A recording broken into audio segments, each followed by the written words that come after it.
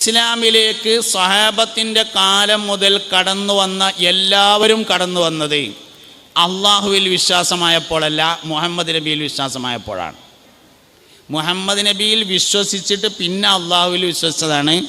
അള്ളാഹുവിൽ വിശ്വാസം വന്നതിനാൽ മുഹമ്മദ് നബിയിൽ വിശ്വാസം വന്നതല്ല. ഉദാഹരണം പരിശോധിച്ചോളി. സയ്യിദുന അബൂബക്കർ സിദ്ദീഖ് റളിയല്ലാഹു അൻഹു, ഒന്നാമത്തെ ആൾ. സിദ്ദീഖ് റളിയല്ലാഹു അൻഹു എപ്പോഴാണ് വിശ്വസിച്ചത്? മഹാനായ സയ്യിദുന സിദ്ദീഖുൽ അക്ബർ റളിയല്ലാഹു അൻഹു കച്ചവടക്കാരനായിരുന്നു. അങ്ങനെ മഹാനവറുകൾ തൻ്റെ തുണിക്കച്ചവടത്തിന് വേണ്ടി ഷാമിലേക്ക് പോയി. ഷാമിൽ ചെന്ന് തുണി വ്യാപാരം ചെയ്തുകൊണ്ടിരിക്കുമ്പോൾ ഒരു ദിവസം രാത്രിയിൽ കിടന്നുറങ്ങുന്ന സമയത്ത് ഉറക്കത്തിൽ ഒരു സ്വപ്നം കണ്ടു. ചന്ദ്രൻ ഉദിച്ചിട്ടില്ലാത്ത ഒരു ദിവസം ഒരു വലിയ ചന്ദ്രൻ ഉദിച്ചു വന്നു. മുകളിലല്ല, കുറേ താഴത്താണ്. ഉറക്കത്തിലാണ്, എങ്ങനെയും കാണാലോ. കുറേ താഴെ ഒരു വലിയ ചന്ദ്രൻ ഉദിച്ചു. ഉദിച്ചതിന് ശേഷം ആ ചന്ദ്രൻ ചെറിയ ചെറിയ ചെറിയ കഷ്ണങ്ങളായി മാറി. എന്നിട്ട് മക്കയിലെ എല്ലാ പ്രധാനപ്പെട്ട തറവാട്ടുകളിലേക്കും ഓരോ ചെറിയ കഷ്ണങ്ങൾ ഇങ്ങനെ പോയി. ഉറക്കത്തിലാണ്, വലിയൊരു ചന്ദ്രൻ കഷ്ണമായിട്ട് ഇങ്ങനെ എല്ലാ പേരേക്കും ഓരോ കഷ്ണം. കുറേ സമയം കഴിഞ്ഞപ്പോൾ പോയ കഷ്ണമൊക്കെ മടങ്ങി ഇങ്ങോട്ട് തന്നെ വന്നു. എന്നിട്ട് അതിങ്ങനെ കൂടി വലിയൊരു ചന്ദ്രനായി രൂപാന്തരപ്പെട്ടു. അതിനുശേഷം അതിങ്ങനെ താഴേക്ക് ഇറങ്ങി വന്ന് സിദ്ദീഖുൽ അക്ബർ റളിയല്ലാഹുവിൻ്റെ മടിയിൽ വന്നിരുന്നു ചന്ദ്രൻ. മൂപ്പര് അതിങ്ങനെ അണഞ്ഞൂട്ടിങ്ങനെ പിടിച്ചു. അതോടുകൂടെ കണ്ണു തുറന്നു. സ്വപ്നം കഴിഞ്ഞു. ഇത്രയേ ഉള്ളൂ. ഇത് കണ്ടു. സാധാരണ കാണുന്നത് പോലെയല്ലാത്ത ഒരു സ്വപ്നമായതിനാൽ മുൻകാല വേദങ്ങൾ പഠിച്ച ഒരു പണ്ഡിതൻ അവിടെയുണ്ടായിരുന്നു. അയാളുടെ അടുക്കൽ ചെന്നുകൊണ്ട് പറഞ്ഞു, ഞാൻ ഇന്നലെ ഒരു സ്വപ്നം കണ്ടിരിക്കുന്നു. സാധാരണ കാണാറുള്ള സ്വപ്നങ്ങൾ പോലെയല്ല. വിശദമായി പറഞ്ഞു കൊടുത്തു. കേട്ടപ്പോൾ അയാൾ പറഞ്ഞു, അവസാന പ്രവാചകൻ വരാൻ സമയമായിട്ടുണ്ടെന്നും നിങ്ങൾ അദ്ദേഹത്തെ കൊണ്ട് വിശ്വസിക്കും എന്നുമാണ് ഈ സ്വപ്നത്തിൻ്റെ തഅബീർ എന്ന് പറഞ്ഞു. അങ്ങനെ തുണിക്കച്ചവടം കഴിഞ്ഞ് പച്ചക്കറി വാങ്ങിയിട്ട് മൂപ്പര് നാട്ടിൽ വന്നു. ഷാമിലേക്ക് തുണിയുമായി പോവും. കച്ചവടം കഴിഞ്ഞാൽ പൈസ കിട്ടിയാൽ പച്ചക്കറി വാങ്ങും. അങ്ങനെ അതേറ്റ് മക്കയിലേക്ക് വരും. എന്നിട്ട് വന്നാൽ അത് വിൽക്കും. അങ്ങനെ അവിടെയും ഇവിടെയും രണ്ടിടത്തും കച്ചവടമാണ്. അവിടെ തുണി വ്യാപാരമാണ്, ഇവിടെ പച്ചക്കറിയാണ്. അങ്ങനെ പച്ചക്കറി വ്യാപാരം നടന്നുകൊണ്ടിരിക്കുന്നു. മടങ്ങിയെത്തിയിട്ട് ആ സമയത്ത് ലേനത്താക്കപ്പെട്ട അബൂജാഹിൽ ചെന്നു. അബൂജാഹിൽ ചെന്നിട്ട് പിന്നിന്നിങ്ങനെ തോണ്ടി. എന്നിട്ട് മെല്ലെ വിളിച്ചിട്ട് ചോദിച്ചു, എൻ്റെ അടുത്ത് ഇപ്പം നാട്ടിലത്തെ വല്ല വിവരമുണ്ടോ ചോദിച്ചു. അബൂബക്കർ റളിയല്ലാഹു അൻഹു പറഞ്ഞു, ഇല്ല, നാട്ടിലത്തെ പ്രത്യേകിച്ച് വിവരങ്ങളൊന്നുമില്ല, ഞാൻ കച്ചവടത്തിന് പോയിട്ട് കുറേ ആയല്ലോ പറഞ്ഞു. എന്നാലേ എൻ്റെ വലിയൊരു ചെങ്ങായില്ലേ മുഹമ്മദ് പറഞ്ഞിട്ട്, ഓണ്ട് ഇവിടെ ഇങ്ങനെ നബിയാണ് എന്നും പറഞ്ഞുങ്ങാണ്ട് ഇങ്ങനെ അങ്ങോട്ട് ഇങ്ങോട്ട് നടക്കണോ പറഞ്ഞു. സിദ്ദീഖ് റളിയല്ലാഹു അൻഹു വീട്ടിൽ പോയി നന്നായിട്ടൊന്ന് കുളിച്ചു. വസ്ത്രം മാറിയിട്ട് വീട്ടിൽ നിന്നിറങ്ങി. അങ്ങനെ മുത്ത് നബി സല്ലല്ലാഹു അലൈഹി വസല്ലമയുടെ ഹദറത്തിൽ വന്നു. നബി തങ്ങളോട് ചോദിച്ചു, മുഹമ്മദേ, ഞാൻ കേട്ടത് സത്യമാണോ എന്ന് ചോദിച്ചു.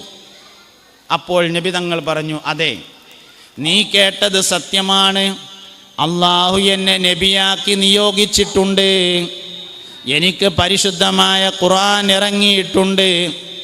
ഇഖ്റ ബിസ്മി റബ്ബിക്കല്ലദീ ഖലഖ് ഖലഖൽ ഇൻസാന മിൻ അലഖ് ഇഖ്റ വറബ്ബുക്കൽ അക്രമുല്ലദീ അല്ലമ ബിൽ ഖലം അല്ലമൽ ഇൻസാന മാ ലം യഅലം. സിദ്ദീഖ് റളിയല്ലാഹു അൻഹു പറഞ്ഞു, ഞാൻ വിശ്വസിച്ചിരിക്കുന്നു എന്ന് പറഞ്ഞു. ഇവിടെ മുഹമ്മദ് നബിയിൽ വിശ്വാസം വന്നപ്പോൾ അള്ളാഹുവിൽ വിശ്വാസം വന്നാണ്. മുഹമ്മദ് നബി സല്ലല്ലാഹു അലൈഹി വസല്ലമയിലാണ് വിശ്വാസം വന്നത്. സ്ത്രീകളിൽ നിന്ന് ആദ്യമായി വിശ്വസിച്ച ആള് സയ്യിദത്തുന ഖദീജ റളിയല്ലാഹു അൻഹയാണ്. ആദ്യം വിശ്വസിച്ചത് ഖദീജ ബീവിയാണ്. എന്താ സംഭവം? ഖദീജ ബീവി റളിയല്ലാഹു അൻഹക്ക് ഒരാങ്ങളയുണ്ടായിരുന്നു, വറഖത്ത് എന്ന് പേരായിട്ട്. ചരിത്രത്തിൽ അറിയപ്പെട്ട വറഖത്ത് ബിൻ നൗഫൽ ഖദീജ ബീവിൻ്റെ ആങ്ങളാണ്. എളാപ്പ മൂത്താപ്പ മക്കളിലുള്ള ആങ്ങളാണ്, നേരെ ആങ്ങളല്ല. ഖദീജ ബീവിയുടെ വാപ്പിയും വറക്കത്തിൻ്റെ വാപ്പിയും ജ്യേഷ്ഠനും അഞ്ചനുമാണ്. എളാപ്പ മൂത്താപ്പ മക്കളിലെ ആങ്ങളയാണ് വറക്കത്ത് ബിൻ നൗഫൽ. വറക്കത്ത് ബിൻ നൗഫൽ ഒരിക്കൽ ഖദീജ ബീവിയോട് പറഞ്ഞു, പൂർവകാല വേദഗ്രന്ഥങ്ങളിൽ പറഞ്ഞതനുസരിച്ച് അവസാനത്തെ പ്രവാചകൻ നമ്മുടെ പരിശുദ്ധമായ മക്കയിലാണ് വരിക. ലക്ഷണങ്ങളെ കൊണ്ട് അദ്ദേഹം ജനിച്ചിട്ടുണ്ട് എന്നാണ്, പക്ഷെ ആരാന്നറിയില്ല എന്ന് പറഞ്ഞു. ഖദീജ ബീവിക്ക് സമ്പത്തുണ്ട്, സംവിധാനങ്ങളുണ്ട്, ജോലിക്കാരുണ്ട്, ഓഫീസർമാരുണ്ട്, എല്ലാമുണ്ട്. അതുപയോഗിച്ച് അന്വേഷണം നടത്താൻ തീരുമാനിച്ചു. മക്കയിൽ നബിയാകാൻ പറ്റുന്ന ആരാണുള്ളത് എന്നതാണ് അന്വേഷണം. മക്കയിൽ ഇപ്പോൾ ആരാ നബിയാകാൻ പറ്റിയ ആളുള്ളത്? അബൂജഹലിനെ കുറിച്ച് പഠിച്ചു നോക്കി, അപ്പോൾ മനസ്സിലായി പറ്റൂല. അബൂ സുഫിയാനെ പഠിച്ചു നോക്കി, പറ്റൂല. ഇക്രിമനെ പഠിച്ചു, പറ്റൂല. പലരും പഠിച്ചു, അബൂ ഉബൈദയെ പഠിച്ചു, പറ്റൂല. അങ്ങനെ ഒരു തലക്കെന്ന് പഠിച്ചപ്പോൾ നമ്മളെ ഈ നാട്ടിലിപ്പോൾ ഒരു നബിയാകാൻ പറ്റുന്ന ഒരാളായിട്ടുള്ളത് അബ്ദുൽ മുത്തലിബിൻ്റെ പേരക്കുട്ടി അബ്ദുല്ലാൻ്റെ മകൻ മുഹമ്മദാണ് സല്ലല്ലാഹു അലൈഹി വസല്ലം എന്ന് മനസ്സിലാക്കി. പക്ഷേ അപ്പം അത് നബിയാണെന്ന് എങ്ങനെ ഇപ്പോൾ ഉറപ്പാകുക? അതിനെന്തെങ്കിലും ഒരു വഴിവാണല്ലോ. കുറേ അന്വേഷണങ്ങളൊക്കെ നടത്തി, പക്ഷെ നബിയാണെന്നൊന്നും മനസ്സിലാവണില്ല. അവസാനം ഒരു തീരുമാനം എടുത്തു, തൻ്റെ കച്ചവട സംഘത്തോടൊപ്പം കച്ചവടത്തിന് കിട്ടുമോ നോക്കാം എന്ന് തീരുമാനിച്ചു. അത് കച്ചവടം ചെയ്യാനല്ല, നബിയാണോ എന്ന് നോക്കാനാണ്. അങ്ങനെ തീരുമാനിച്ചിങ്ങനെ ഇരിക്കുമ്പോൾ വഴിയിൽ നിന്ന് അബൂ താലിബിനെ കണ്ടു, നബി തങ്ങളുടെ മൂത്താപ്പ സല്ലല്ലാഹു അലൈഹി വസല്ലം. അബൂ താലിബിനോട് പറഞ്ഞു, ഞാൻ കച്ചവടത്തിന് വേണ്ടി ആളുകളെ പറഞ്ഞേക്കുന്നുണ്ട്. നിങ്ങളുടെ സഹോദരൻ്റെ പുത്രൻ അബ്ദുള്ളയുടെ മകൻ മുഹമ്മദിനെ പറഞ്ഞേക്കുകയാണെങ്കിൽ സാധാരണ ഒരു പുരുഷന് നൽകുന്ന കൂലിയുടെ ഇരട്ടി നൽകാം. പുരുഷൻ്റെ കൂലി വേറെയും സ്ത്രീയുടെ കൂലി വേറെയുമായിരുന്നു അന്ന്. ഇന്നും ഏകദേശം അങ്ങനെയൊക്കെ തന്നെയാണ്. ഒരേമാതിരി ആകണമെന്ന് വാദമൊക്കെ ഉണ്ട്, പക്ഷെ അന്ന് ഏതായാലും അങ്ങനെയാണ്. ആണുങ്ങൾക്ക് വേറെ കൂലിയാണ്, പെണ്ണുങ്ങൾക്ക് വേറെ കൂലിയാണ്. 2 പുരുഷൻ്റെ കൂലി നൽകാം പറഞ്ഞേക്കുകയാണെങ്കിൽ എന്ന് പറഞ്ഞു. അങ്ങനെ അബൂ താലിബ് വീട്ടിൽ ചെന്ന് പറഞ്ഞു, നബി തങ്ങൾ സമ്മതിച്ചു, പോകാൻ തയ്യാറായി. ഖദീജ ബിയുടെ കച്ചവട സംഘത്തിൽ സെലക്ഷൻ കിട്ടി, പോകുകയാണ്. പോകുന്ന സമയത്ത് ഒരു അടിമയെ കൂടെ പറഞ്ഞയച്ചു. ഒരടിമയെയും കൂടെ പറഞ്ഞയച്ചു. അടിമക്കുള്ള ഡ്യൂട്ടി കച്ചവടം ചെയ്യലല്ല. കച്ചവടത്തിന് ആൾക്കാർ വേറുണ്ട്. 40 ഒട്ടകങ്ങളുണ്ട്. ആ 40 ഒട്ടകങ്ങൾക്ക് ചുമക്കാൻ മാത്രമുള്ള ഭാണ്ഡമുണ്ട്. 40 ഒട്ടകപ്പുറത്തും ആൾക്കാരുണ്ട്. വലിയ കച്ചവട സംഘമാണ്. നബിയോ അടിമയോ ഒറ്റക്കൊന്നല്ല, നബി തങ്ങൾ അതിൻ്റെ നേതൃത്വത്തിലുണ്ട്. നബി തങ്ങളുടെ സഹായിയായ ഒരു അടിമയുണ്ട്. അടിമക്ക് ആകെയുള്ള ഡ്യൂട്ടി എന്തുള്ളൂ വെച്ചാൽ, അത് ഖദീജ ബി പ്രത്യേകം പറഞ്ഞു ഏൽപ്പിച്ചിരുന്നു, വഴിയിൽ വല്ല അത്ഭുതങ്ങളും കണ്ടാൽ പറഞ്ഞു തരണം. അതാണ് ഡ്യൂട്ടി, അല്ലാതെ കച്ചവടം ചെയ്യലല്ല. ആ ഡ്യൂട്ടിയാണ് ഏൽപ്പിച്ചത്. അങ്ങനെ അവർ യാത്ര പുറപ്പെട്ടു. വഴിയിൽ നിറയെ അത്ഭുതം.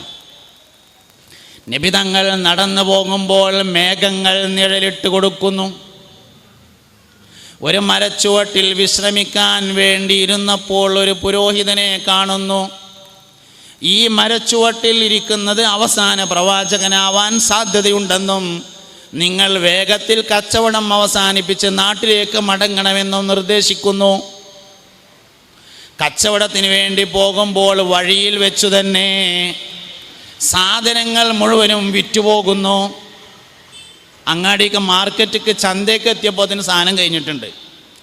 വിറ്റുപോയി എന്ന് മാത്രമല്ല, വർദ്ധിച്ച ലാഭം ലഭിച്ചു. പറഞ്ഞ വിലക്ക് ആൾക്കാർ വാങ്ങാൻ വലിയ ലാഭം കിട്ടി. തിരിച്ചും അതേമാതിരി കുറേ സാധനങ്ങൾ വാങ്ങി മടങ്ങി വന്നു. മടങ്ങി വരുമ്പോൾ വഴിയിൽ നിന്ന് വീണ്ടും സാധനങ്ങൾ ചിലവായി. അങ്ങനെ കച്ചവടം നടന്നുകൊണ്ടിരിക്കുന്നതിൻ്റെ ഇടയിലും ഒരു പുരോഹിതൻ വന്നു. ഈ മനുഷ്യൻ ഒരു പ്രവാചകനാണെന്നാണ് മനസ്സിലാകുന്നത്, അതുകൊണ്ട് നിങ്ങൾ വേഗം കച്ചവടം അവസാനിപ്പിച്ച് നാട്ടിലേക്ക് പോകണമെന്ന് അദ്ദേഹവും പറയുന്നു. മേഘങ്ങൾ നിഴലിട്ട് കൊടുക്കുന്നു. ഇങ്ങനെ ഒരുപാട് അത്ഭുതങ്ങൾ ആ യാത്രയിൽ കണ്ടു. അതെല്ലാം ഖദീജ ബീവിയോട് വന്ന് പറഞ്ഞപ്പോൾ ഖദീജ ബീവിക്ക് ഉറപ്പായി ഇതന്നെയാണ് ആ നബി. ഉറപ്പായപ്പോൾ പിന്നെ ഒരു തീരുമാനം എടുത്തു, അങ്ങനെ ഇതാണ് ആ നബി എങ്കിൽ ആ നബിക്ക് സാമ്പത്തികമായും ശാരീരികമായും ആവശ്യമായ എല്ലാ കാര്യങ്ങളും ചെയ്തു കൊടുക്കണമെന്ന് തീരുമാനിച്ചു. അതിനാകെ ഒരു വഴിയുള്ളൂ, ഭാര്യയാവുക. അങ്ങനെയാണ് ഭാര്യയാകാൻ തീരുമാനിക്കുന്നത്. അല്ലാതെ ഒരു 40 വയസ്സുള്ള നല്ലൊരു പെണ്ണിനെ കിട്ടാണ്ടോന്ന് തിരഞ്ഞെടുന്നൊന്നുമല്ല. ആൾക്കാർ വിമർശകന്മാർ പറഞ്ഞു കേട്ടാൽ തോന്നും നല്ല 40 വയസ്സുള്ള പൈസ മുതലൊക്കെ ഉള്ള ഒരു ചെറുപ്പക്കാരിനെ കിട്ടാണ്ടോന്ന് ഇങ്ങനെ തിരഞ്ഞതാണ് എന്ന്.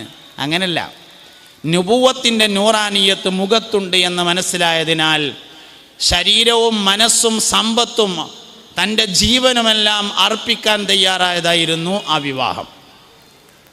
വിവാഹം കഴിഞ്ഞതിന് ശേഷം ആദ്യം ചെയ്തത് ഖദീജ ബീവിയുടെ സമ്പത്ത് മുഴുവനും നബി തങ്ങൾ കൊടുക്കുകയാണ് ചെയ്തത്. ഫസ്റ്റിൽ ഖുറൈശികൾ ഒരു ആക്ഷേപം പറഞ്ഞു, ഖദീജക്ക് പിരാന്താണ് പറഞ്ഞു കല്യാണം കഴിഞ്ഞപ്പോൾ.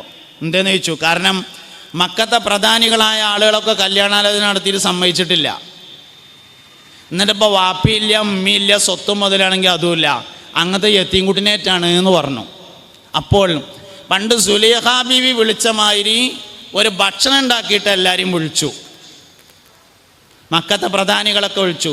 സുലൈഖ ബീവി പെണ്ണുങ്ങളെ വിളിച്ചിരുന്നത്, ഖദീജ ബീവി ആണുങ്ങളെ വിളിച്ചതെന്ന് മാത്രം. മക്കത്തെ പ്രമുഖരായ പുരുഷന്മാരൊക്കെ ഒരു ഭക്ഷണം ഉണ്ടാക്കിയിട്ട് വിളിച്ചു.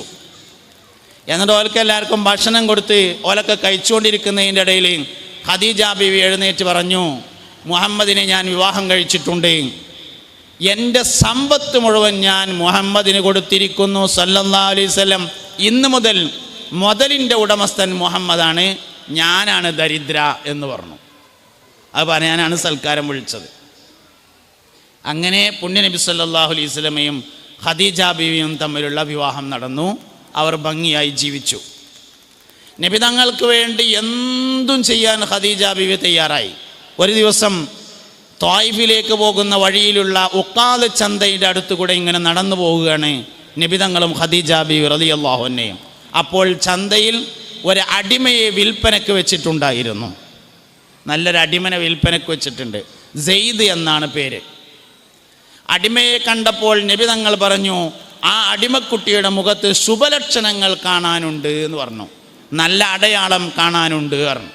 ഖദീജ ബീവിക്ക് മനസ്സിലായി വാങ്ങിയാൽ തരക്കടില്ല എന്നാണ് ആ പറഞ്ഞതിൻ്റെ അർത്ഥം എന്ന്. പൈസ കൊടുത്തു വാങ്ങി. 500 സ്വർണ്ണ നാണയങ്ങൾ കൊടുത്തു വാങ്ങി. ഇന്നത്തെ വില 11 കോടി രൂപ. ഒരു 250 റുപ്യ ബക്കറ്റിലിടുമ്പോൾ തന്നെ നമ്മൾ വലിയ ധർമ്മിഷ്ഠന്മാരാണെന്ന് നമുക്ക് തോന്നല്. സെയ്ദ് റളിയല്ലാഹു അൻഹുവിനെ ഖദീജ ബീവി റളിയല്ലാഹു അൻഹ വാങ്ങിയത് 500 സ്വർണ്ണാണ്. അതിന് ഇന്നത്തെ വില കൂട്ടിയാൽ 11 കോടി ഉറുപ്പ്യാണ് കിട്ടുക എന്നാണ് ചരിത്രകാരന്മാർ പറയുന്നത്. എന്തിനാ വാങ്ങണത്? അടിമയാക്കാനല്ല, സ്വതന്ത്രനാക്കാനാണ് വാങ്ങണത്. അടിമയാക്കാനാണെങ്കിൽ ഇപ്പോൾ കൊടുത്താലും കുഴപ്പമില്ല നോക്കാം. സ്വതന്ത്രനാക്കാൻ വേണ്ടിയിട്ടാണ് വാങ്ങണത്. സ്വതക്കാൻ്റെ അളവിലാ, ദാനധർമ്മത്തിൻ്റെ അളവിലാ വാങ്ങി. എന്താ പറയാൻ കാരണം, നബി തങ്ങൾക്ക് വേണ്ടി അങ്ങനെയും ചെയ്യാൻ ഖദീജ ബീവി റളിയല്ലാഹു അൻഹ തയ്യാറായി. അങ്ങനെ 40ാമത്തെ വയസ്സിൽ ജബലുന്നൂർ പർവ്വതത്തിൻ്റെ ഹിറാ ഗുഹയിൽ വെച്ച് മുസ്തഫായ നബി സല്ലല്ലാഹു അലൈഹി വസല്ലമ തങ്ങൾക്ക് വഹി ലഭിച്ചു. ദീനീ പ്രബോധനം ആരംഭിച്ചു. അപ്പോൾ ഖദീജ ബീവി റളിയല്ലാഹു അൻഹ പറഞ്ഞു, നബിയെ, നിങ്ങളെ അള്ളാഹു നബിയാക്കി നിയോഗിക്കുന്നതിൻ്റെ 5 വർഷങ്ങൾക്ക് മുമ്പ് നിങ്ങൾ നബിയാണെന്ന് ഞാൻ ഉറപ്പിച്ചിട്ടുണ്ടായിരുന്നു എന്ന് പറഞ്ഞു. ഖദീജ ബീവി ഇസ്ലാമിലേക്ക് വന്നതേ അള്ളാഹുവിൽ വിശ്വാസം വന്നപ്പോഴല്ല, മുഹമ്മദ് നബിയിൽ വിശ്വാസം വന്നപ്പോൾ വന്ന് പിന്നെ അള്ളാഹുവിൽ വിശ്വസിച്ചതാണ്.